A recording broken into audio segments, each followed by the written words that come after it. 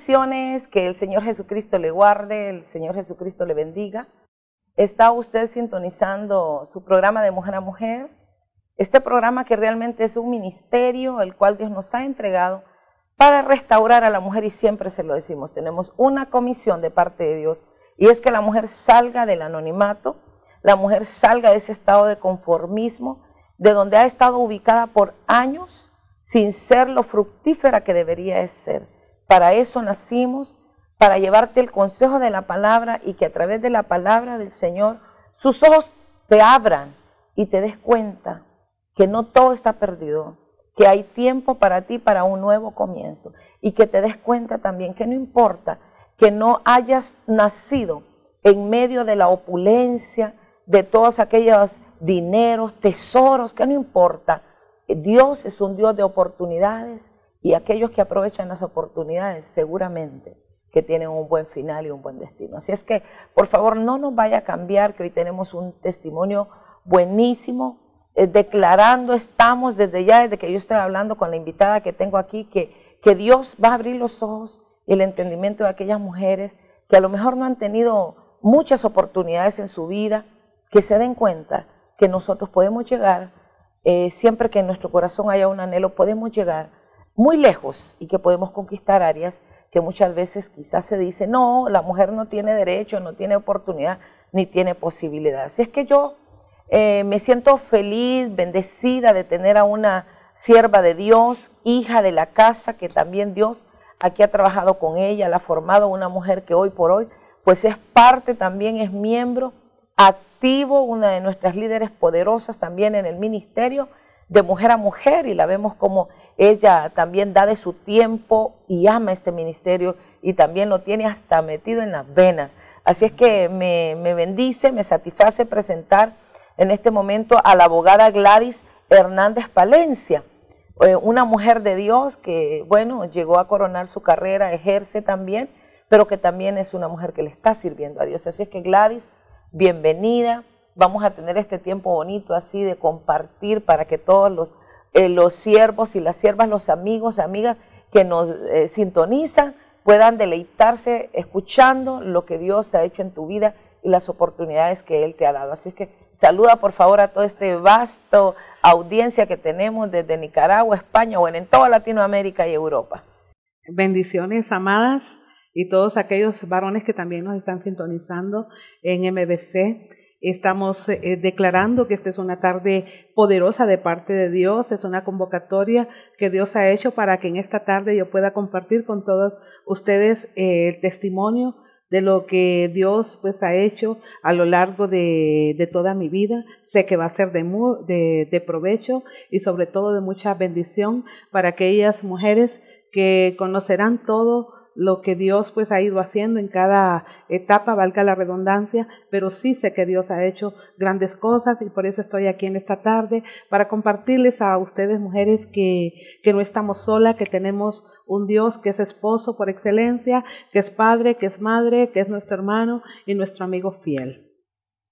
Pues qué bueno, Gladys, viendo, ¿verdad?, un poco de tu perfil, 35 años ya de conocer a Cristo, de andar en los caminos del Señor y disfrutando, ¿verdad?, de su grandeza, también de que eres una madre soltera, eres madre de una hija, ¿verdad?, una hija claro única que, sí, que tienes, y que de la cual también te sientes orgullosa, ¿verdad?, claro, porque Dios es el Dios dador de la vida. Así es que quisiera que comencemos primero compartiendo, porque es bueno, ¿verdad?, que la gente sepa y conozca de dónde nosotros venimos, quiénes somos, lo que nos ha sucedido, pero luego después, bueno, ese Cristo de la gloria, ¿qué hace con nosotros? ¿Qué es capaz de hacer con nuestra vida? Así es que, ¿cómo fue, Gladys, más bien tu niñez? ¿Creciste con tu papá, con tu mamá? ¿De dónde viene Gladys Hernández? Bueno, en primer lugar quiero contarles que sí, pues inicialmente mi niñez tuve un padre, una madre que pues vivían juntos. Como familia pues compartimos muchos momentos buenos, incluso se puede decir de abundancia, pero siempre en mi hogar había algo que era violencia intrafamiliar, cosas que uno en su niñez no entiende, no comprende, pero que sí va haciendo algo, trabajando en su consciente y subconsciente, durante la niñez, que ustedes saben, uno no puede como por así decirlo, de explotar con aquella cosa que va provocando la violencia intrafamiliar en la mente y en el corazón de una persona, y sobre todo como un niño, tal vez uno lo ve como algo normal y natural. Claro. Sin embargo, pues crecí, como le digo, en ese ambiente. Mi papá era alcohólico. De repente a esa edad pequeña no tampoco comprendí el alcance de lo que provocaba una persona alcohólica en un hogar, porque uno entretenido con sus juegos, los amigos, la escuela, las amistades y todas esas cosas, pues creo que lo entretenían a uno y lo mantenían en cierto modo como aislado de una realidad que en otra etapa de la vida uno se da cuenta que ha producido un impacto totalmente dañino y negativo en la vida personal. En ese ambiente pues crecí. Mi padre era un hombre, sí, muy trabajador y responsable con mi madre, pero sí había maltratos de palabra. En mi niñez no pude haber alcanzado, algún tipo de golpe hacia mi madre, pero sí en otra etapa, ya entrando a mi adolescencia, sí ya pude ser, por así decirlo, protagonista de ver cómo mi padre maltrataba a mi madre. Tuviste entonces presenciando, o sea que eras testigo muchas veces de ese tipo, o sea, habían golpes, agresión. Recuerdo, perdón, profeta, eso quedó muy marcado. Creo que tenía 9 años cuando pude ver que mi padre llegó pues alcohólico a mi casa. Y no sé, mi madre era una madre pasiva. Ella era pasiva por naturaleza. Sin embargo, creo que le comentó de algo y él tomó una varilla que era más que todo una antena y golpeó a mi madre. Y me golpeó a mí. Y yo vi cómo tomaba a mi madre, y fue en ese momento que yo tengo preciso cuando eso ocurrió, y eso marcó mi vida. Siempre me lo guardé. Wow. Siempre me lo guardé. A mí me quedó casi se puede decir el tamaño de mi mano en mi pierna izquierda, el golpe, y vi eso a mi madre, como él la maltrató ese día, y yo dije, un día mi padre me la va a pagar. Y empecé a guardar pues ya eso, porque ya tenía 9 años. Comenzó a anidarse en tu corazón el resentimiento y el rencor. Correcto, me sentí impotente. ¿Pero le tenías miedo? Bueno, en cierto modo, cuando sabíamos que mi padre estaba, que se ponía en esa situación de que él bebía no solamente un día, que se alcoholizaba, era un pánico para nosotros. Era una combinación de pánico con alegría, porque venía y nos llevaba cosas. Y siempre los niños estamos esperando algo, pero también teníamos aquel pánico que no sabíamos cómo iba a llegar. Y entonces, más que esperarlo como otros niños esperan a sus padres, nosotros le teníamos pavor, porque no sabíamos cómo iba a reaccionar. Porque a veces mi madre le tenía la comida servida, lo que a él le gustaba, y empezaba a coger los platos, a tirarlos a las paredes y una serie de cosas, y nosotros corríamos al dormitorio, que era lo que más podíamos hacer, o de repente nos metíamos a ver un rato televisión, como para que la situación ahí se diluyera y se bajaran las aguas. Y tu mamá siempre en esa ahí, tranquila, aguantándolas. Me recuerdo yo que las madres de antes eran bien aguantadoras. Pues soportaban, ¿verdad? Sumisas. O sea, creo que la sumisión había como una sumisión mal interpretada. Así es. En aquellos momentos ni siquiera creo que había, el machismo ha imperado tanto en esta nación como en otras naciones, sobre todo de Latinoamérica, donde creo que esa parte ha sido que si el hombre no le pega a una mujer, no se siente hombre en su casa. Y la mujer, si en aquellos tiempos tampoco no aguantaba, era estarse levantando que era como rebeldía, o era una forma malinterpretada también de que la mujer se alzara en contra de ese tipo de vituperios hacia ella. Mi madre, como le reitero, como por naturaleza era muy sumisa y también muy pasiva y sencilla de corazón. Entonces ella no respondía. Mi papá era un hombre fornido, y muy fornido, aparte de eso, que alcoholizado, pues una persona que se Imagínate. transformaba. Claro. Mi papá, recuerdo de que con una mano de él a mí me levantaba, y yo siempre fui un poco desarrollada. Igual levantaba hacia mi madre y a mis hermanos, los varones también. Mi padre nos castigaba a nosotros de una manera, por así decirlo, aunque suene pesado, como animales. Los castigos de mi padre eran como animales. Era tremendo, y eso fue haciendo en nuestro corazón, fue haciendo mella, y yo dije, un día me voy a revelar. O sea, sé que me profeticé algo negativo en ese momento, pero de repente fue algo positivo, que en otra etapa de mi vida, pues cuando haga referencia a ello, voy a exponer cómo se manifestó la rebeldía en mi vida. Pero también a tus hermanos, con tus hermanos era también... Sí, correcto. Yo era la mayor de las mujeres, de padre y madre, porque mi madre había tenido un matrimonio anterior y tengo una hermana mayor de ese matrimonio. Mi padre tuvo otro varón que no se crió en mi casa de su primer matrimonio, y luego yo era la mayor de las mujeres. Entonces la mayor de las mujeres recaía como aquella presión respecto a los oficios del hogar, y respecto también a querer, también siempre hay padres que quieren ser como perfeccionistas.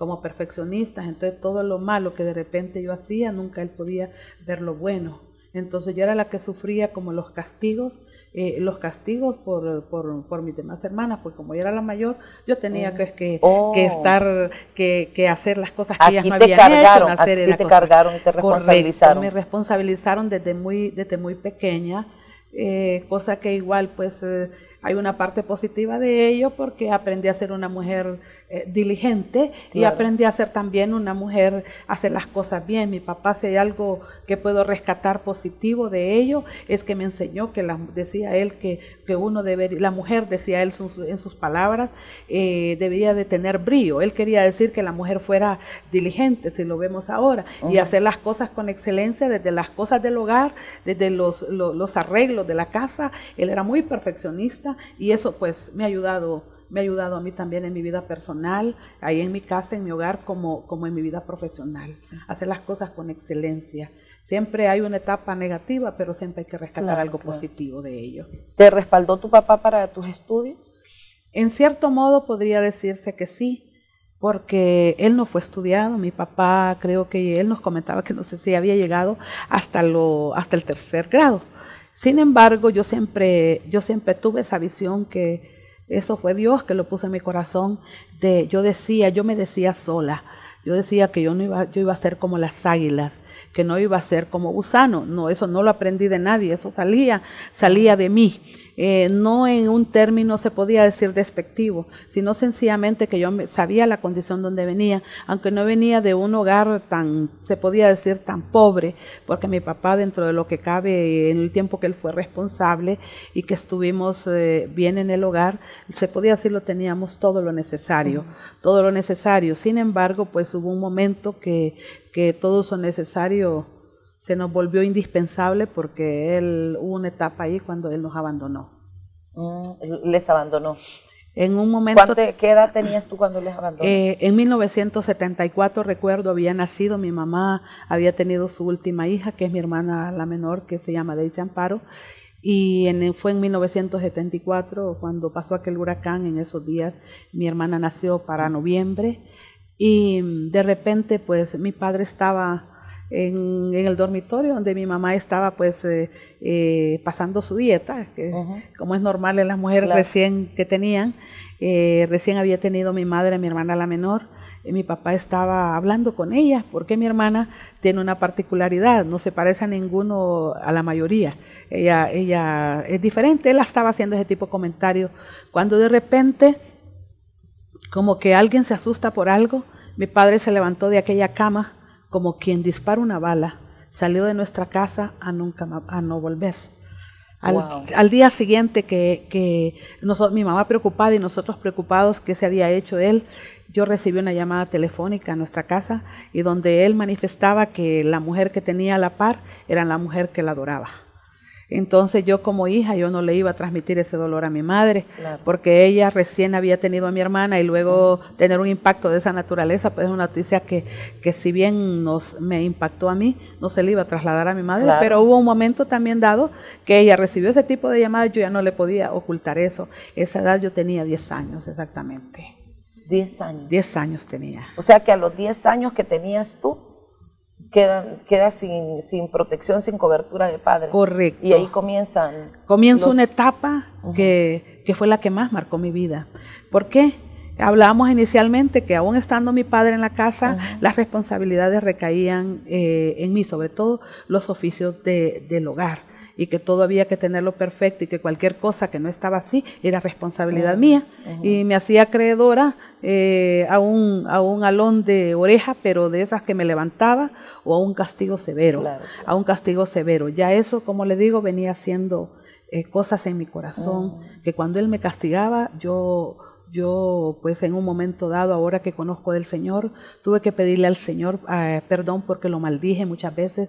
Yo decía cosas que decía, lo odio porque Él me castiga como animal, lo odio, lo maldije. Sí, lo deseé que muriera. Yo decía con palabras pesadas, le decía en mis adentros, viejo maldito, ¿por qué me castigas de esa manera? Aunque suene pesado, pero claro, el dolor y a veces que la manera innecesaria en que él me castigaba, eso iba creando ese tipo de reacciones. Cuando sucede esto del abandono, nos vemos como que el mundo se viene abajo, porque mi pregunta era, ¿y ahora quién va a pagar la casa? ¿Ahora quién nos va a mantener? Mi madre había estado acostumbrada, ella trabajó en su niñez, en su adolescencia, previo a tener su esposo, primer esposo y luego mi papá.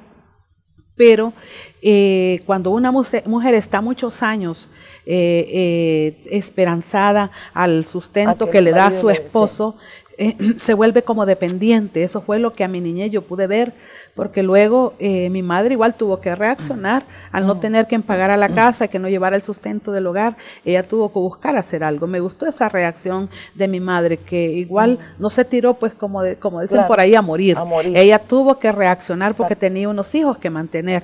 Entonces me toca a mí asumir como la responsabilidad del hogar. Wow. De cuidar a mis hermanas pequeñas, porque es la que me sigue a mí, y la menor que había quedado de 45 días. Me toca responsabilidades que yo no podía asimilar.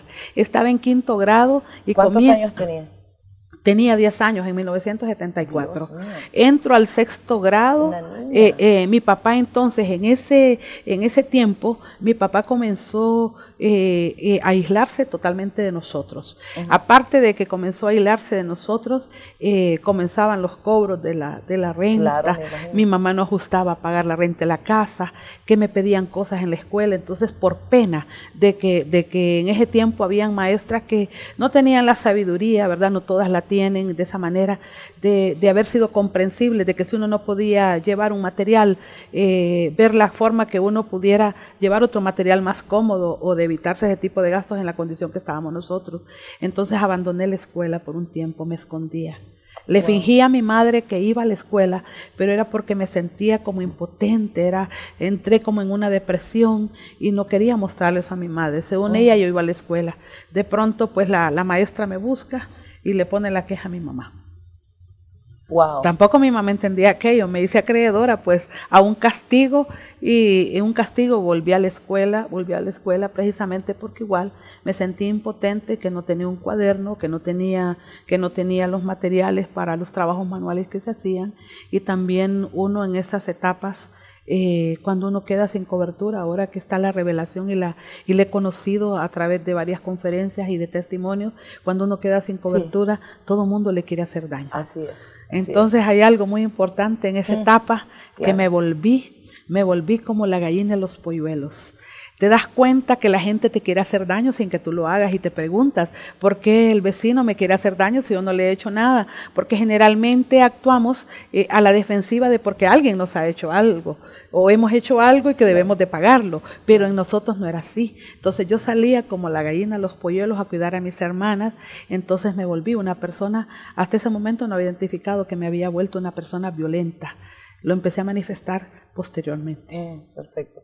O sea, te iniciaste desde los 10 años, por ahí, por esa edad, comenzó a manifestarse en tu vida esa violencia, con el propósito de defenderte y de cobijar. Correcto, a mis hermanas. Qué tremendo, ¿verdad? ¿Cómo puede el dolor, cómo puede los golpes, la forma incorrecta de corregir y de castigar a los hijos, el alcoholismo, cómo puede marcar el corazón de un niño, que lo podemos someter a sufrimientos y a experiencias innecesarias. Estas cosas producto del alcohol, también producto del abandono. O sea, yo espero en el nombre de Jesús que haya muchos hombres que en este momento estén viendo este programa, estén sintonizando, porque aquí tenemos una invitada que nos está hablando realmente de las consecuencias de tener un padre alcohólico, un padre déspota, de tener un padre que sencillamente en medio del camino dijo, me gusta otra, me enamoró otra, y dejó su familia tirada. O sea, que dejan su familia botada a la deriva, a lo que sucede en la vida de ellas. Pero no obstante, que Dios siempre es bueno, es un Dios de amor. Vamos a continuar con esta tremenda historia, poderosa historia, que yo sé que va a hacer cambiar y va a hacer reflexionar a muchos hombres. Vamos a regresar, por favor, no nos vaya a cambiar, que después de este corte continuamos para que usted escuche, asimile, haya un cambio en su vida también y también se entere de que el Dios que tenemos es el Dios que transforma y cambia vidas y nos lleva a nuestro destino. Regresamos en un momento, por favor.